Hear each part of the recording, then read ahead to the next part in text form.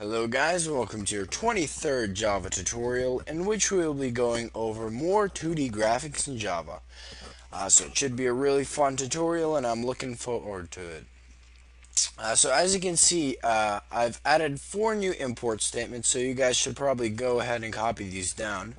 All of them are from the Abstract Window Toolkit package.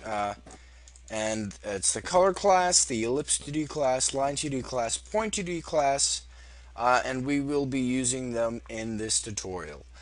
So as we get started, I just want to note that from our previous code, here we use g2.drawRect, which simply outlines the shape we wanted it to draw. And I'll show you exactly what I mean. So here we have an outline of a rectangle. But if you wanted to draw and fill this shape, you would use g2.fill. And all this would really do is simply fill the shape. As you can see here, fill it with the color that you have currently selected. And I'll go over colors in this tutorial, so don't fret. So let's get started right away with our classes, and let's create an ellipse. So how would we do this? And now let me type this code right now and explain it after, because it might seem a bit confusing. And I know what you guys are thinking, what? But don't worry, everything will make sense after this tutorial. Alright. Let's see if I can type this correctly. And I'll just plug in some values. I don't know. 100, 100, 50, and 20. There we go.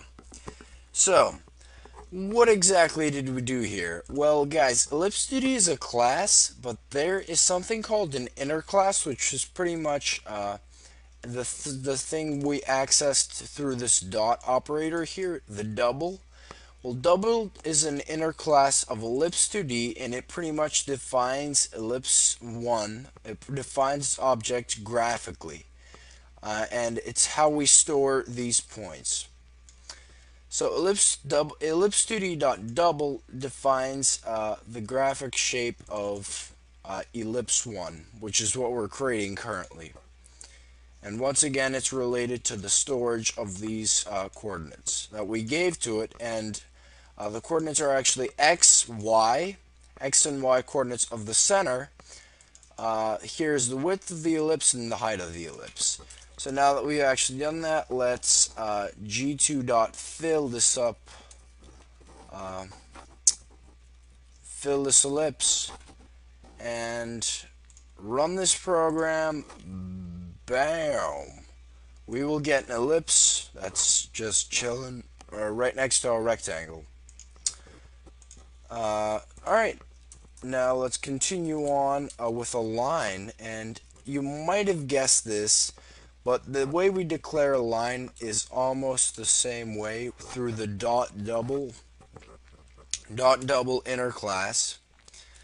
We're going to set it equal to a new line 2D dot double, and we are going to specify the x and y coordinates of the first point, and let's just make that 150, 150, and the x and y coordinates of the next point, which we will make 100 and another 50. So now that we've actually done that, we defined our line. Let's just draw this line out on the screen by using g2.draw, and let's put line 1 in the arguments. So let's run this program, and what will we get? Oh, alright, sweet. So we got a rectangle, we got an ellipse, we got a line. Awesome. And you guys are probably thinking, well, what the heck is a point? Well, in this case, a point is pretty much just something that we can use together with a line.